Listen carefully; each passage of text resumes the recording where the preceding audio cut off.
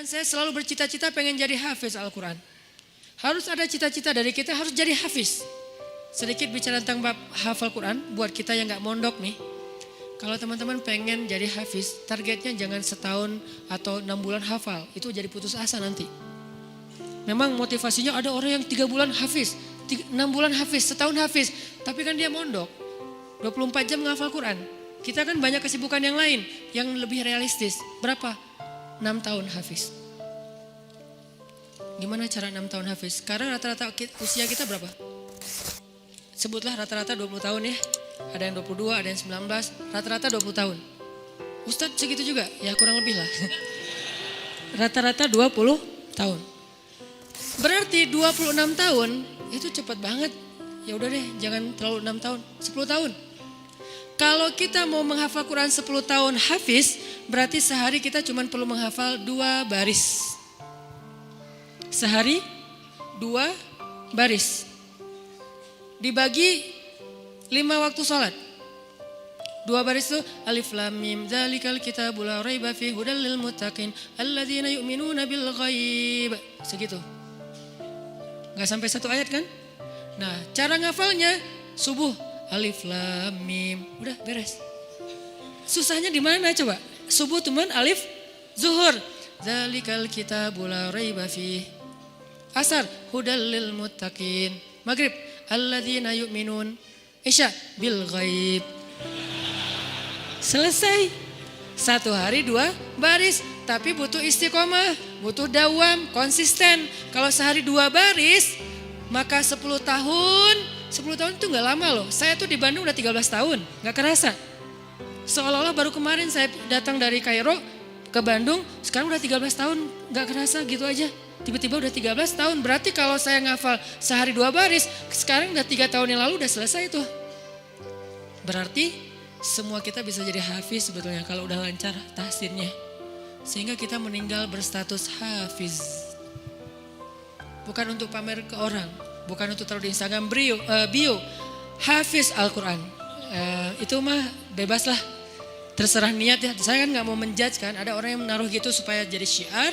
Ada yang mungkin dia ria. Kalau dia ria dia rugi. Kan ngafal Quran gak gampang. Masa mau dihabisin dengan hanya taruh di bio. Rugi banget tuh. Ini kenapa saya sedikit masukin ke bab hafiz. Saya berharap kalau ada yang dengar ceramah ini jadi termotivasi menghafal Quran. Saya dapat pahala dari yang menghafal itu. Ternyata targetnya gampang. 2 baris sehari 10 tahun khatam. 2 baris itu gampang banget. Alif alhamdulillah. Zuhur Rabbil alamin. Asar Ar-Rahman. Maghrib Ar-Rahim. Segitu doang ngafalnya. Gampang banget. Kul. Zuhur. Ya. Asar.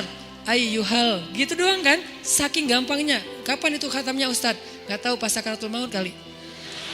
Saking pendek-pendeknya.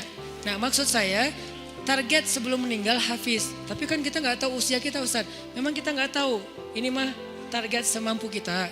Kalau meninggal sebelum 10 tahun, yang penting kita udah punya niat. Siapa yang berniat baik dan tidak tercapai, maka dia dapat pahala kebaikan yang utuh. Siapa yang tercapai, dia dapat pahala 10 kali lipat.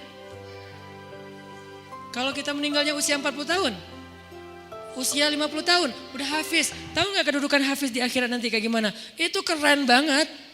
Harus cemburu kita sama orang yang hafiz tuh. 1, dijamin surga, kalau dia ikhlas, dijamin surga.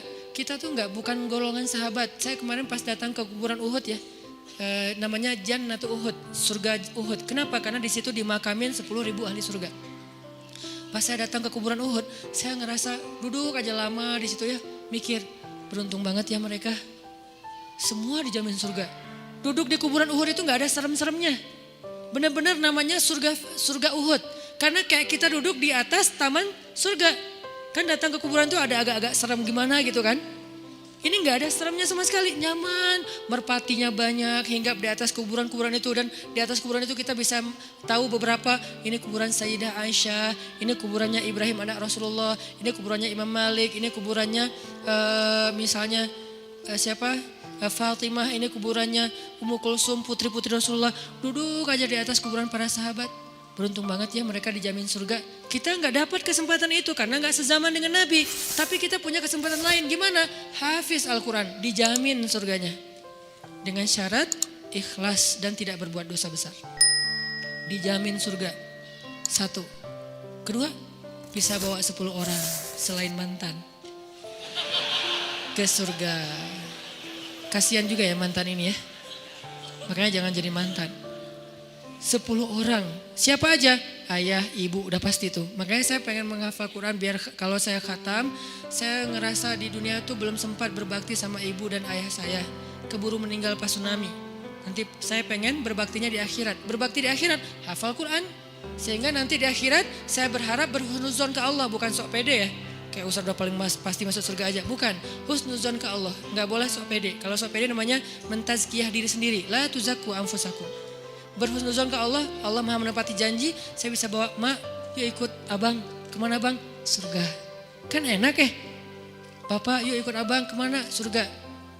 Kakak saya meninggal juga di tsunami. Itu buat saya ibu kedua saya setelah ibu saya. Karena dia paling banyak berkorban. Kak Yus yuk ke surga. Kemana? Ayo ikut abang kemana bang? Surga. Itu tuh kayak goals akhirat goals lah. Kalau kita punya life goals, ini adalah akhirat goals. Buat siapa lagi? Istri. Buat siapa lagi? Anak. Kalau semuanya hafizah, ya berarti lebih banyak lagi yang bisa kita bawa. Itu tuh keren banget.